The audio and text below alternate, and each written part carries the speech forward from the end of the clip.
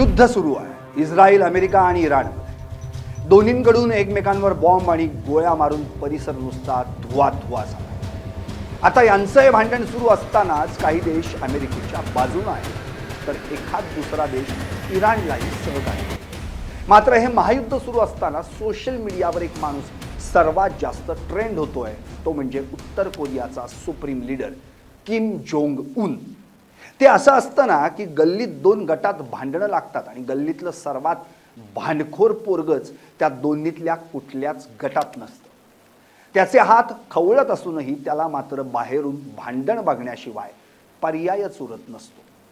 असंच काहीसं भन्नाट मीम आता सोशल मीडियावर धुमाकूळ घालतंय. एक नाही, बरेच मीम्स आहेत. काही नेटकऱ्यांनी तर याचा संबंध थेट मिर्जापूर सिरीजमधील मुन्ना भैयाच्या डायलॉगशी जोडला आहे. बहुत तकलीफ होती है जब आप योग्य हो और लोग आपकी योग्यता ना पहचाने.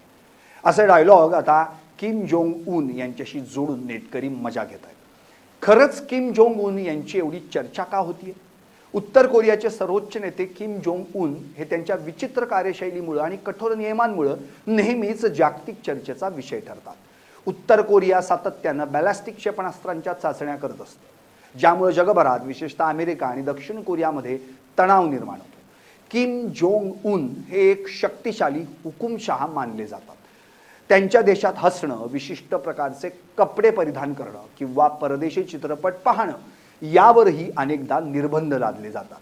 आपल्या सत्तेला विरोध करणाऱ्यांना किंवा नियमांचं उल्लंघन करणाऱ्यांना ते अत्यंत क्रूर शिक्षा देण्यासाठी ओळखले जातात. त्यांनी स्वतःच्या नात्यातील लोकांवरही कठोर कारवाई केल्याचे अनेक अहवाल सांगतात.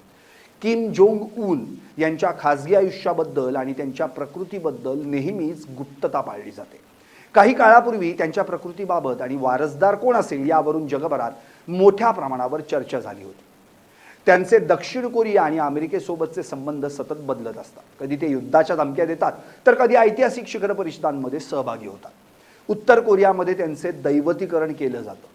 त्यांना आदरणीय कॉम्रेड किंवा मार्शल अशा पदव्यांनी संबोधलं जातं आणि देशातील प्रत्येक नागरिक त्यांना सर्वोच्च मानतो. असं भन्नाट व्यक्तिमत्व असणाऱ्या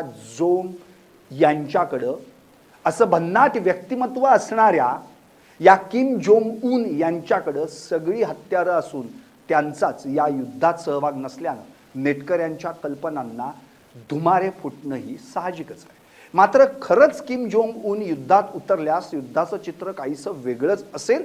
जे युद्ध आता इराण आणि त्यांच्या आजूबाजूच्या देशांना बर्बाद करत आहे, ते युद्ध जगाला बर्बाद करेल असं म्हटलं तर वावगं ठरणार नाही. कारण ट्रम्प यांना सनकी नेतृत्व म्हणून मानलं जात असेल, तर मग जोंग यांना सुपर सनकी मानलं जातं. त्यामुळे ते उतरल्यावर निर्णयही तसेच असतील आणि माराही तसाच असेल. त्यामुळे सध्या तरी ते युद्धात नाहीत हे बरंच म्हणावं लागेल. ते उतरल्यास ट्रम्प यांची मोठी पंचाईत होईल. पाहत रहा LS मराठी, सत्याच्या पाठी, बातम्या सर्वांच्या सर्वांसाठी.